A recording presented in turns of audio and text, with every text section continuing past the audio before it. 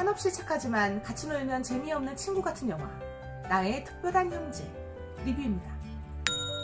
안녕하세요. 영화 또 보는 또바입니다. 저는 결말을 포함한 모든 스포일러를 이야기하며 리뷰를 하고 있습니다. 시청하실 때 꼭 주의하세요. 이제 진짜 리뷰 시작합니다.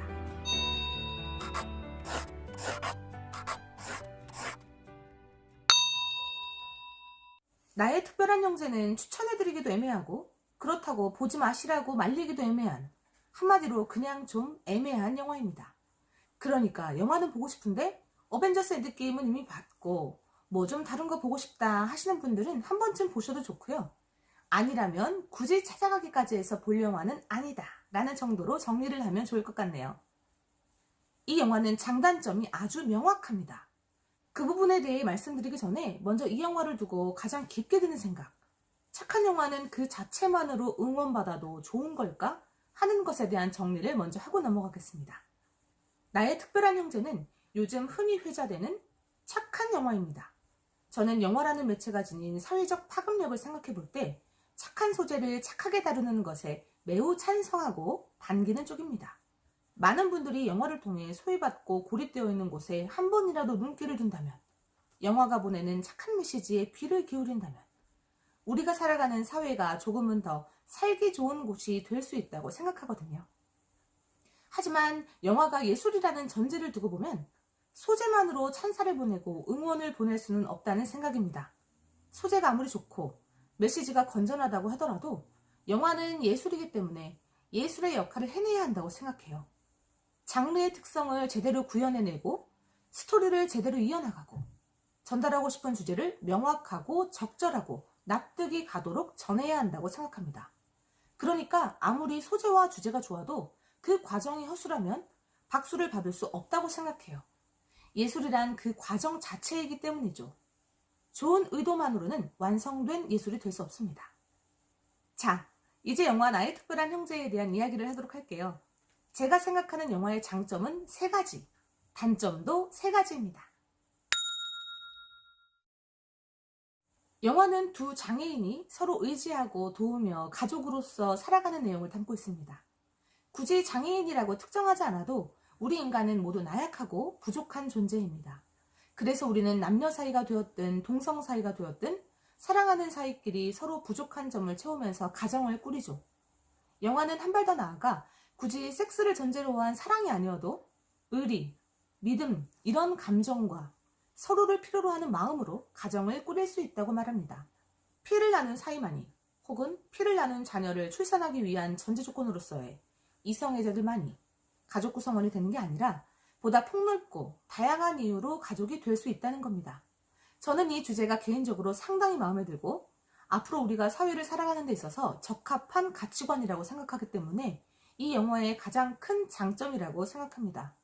또한 장애인을 주인공으로 내세운 것도 아주 좋다고 생각합니다.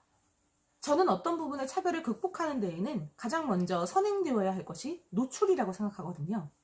다수를 차지하는 비장애인이 장애인을 자주 목격하고 접촉하고 나아가 어울리는 게 장애인 인권을 개선하는 우선 요인이라고 생각해요. 그렇기 때문에 이 영화에서 장애인을 주인공을 내세워 유쾌한 코미디를 만든 것이 아주 반갑습니다.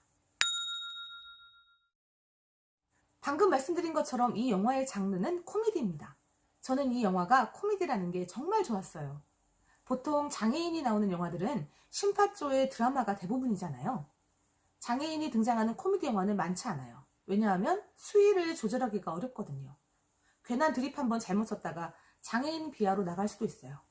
코미디와 장애인 놀리기, 이 경계를 아슬아슬하게 줄타기 하는 것, 아마도 정말 어려울 거예요.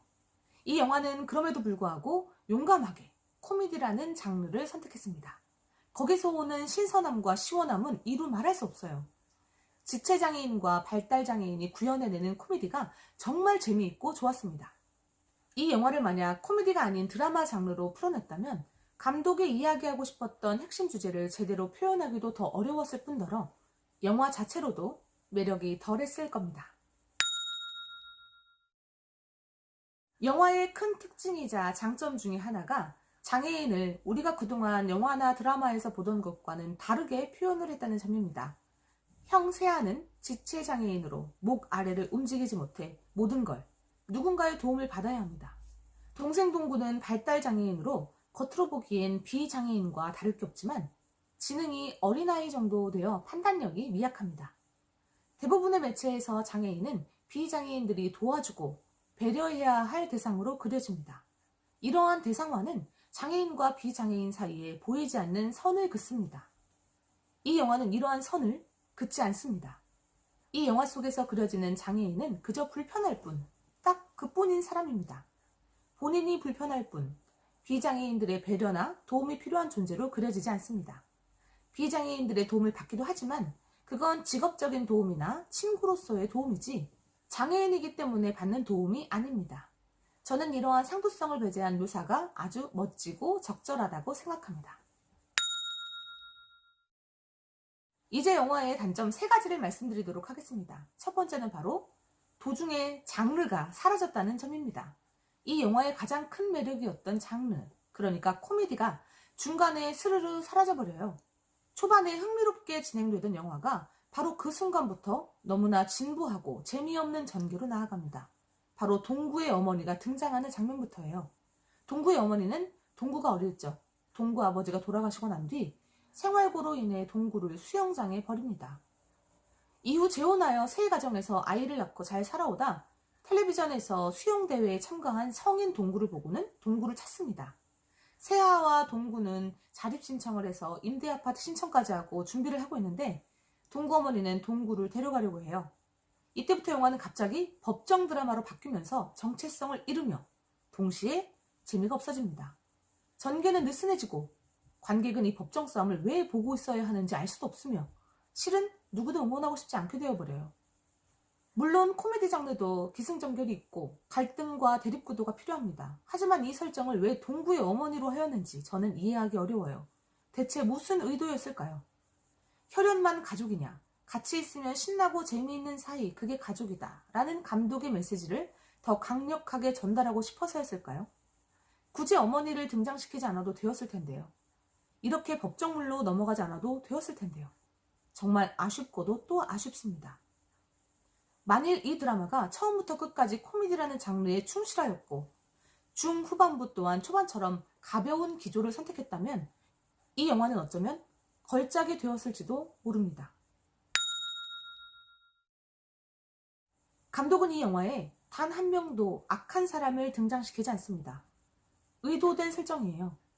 책임의 집 신부님도, 형세아의 대학 후배이자 담당 공무원인 송주사도, 동구의 개인 수영 코치이자 친구인 미현도, 동구와 헤어진 뒤 세아를 담당하는 복지사도, 심지어 세아와 동구를 떨어뜨리는 동구의 엄마도, 엄마의 새 남편도, 동구의 동생도 모두 착하디 착합니다. 너무나 착해요.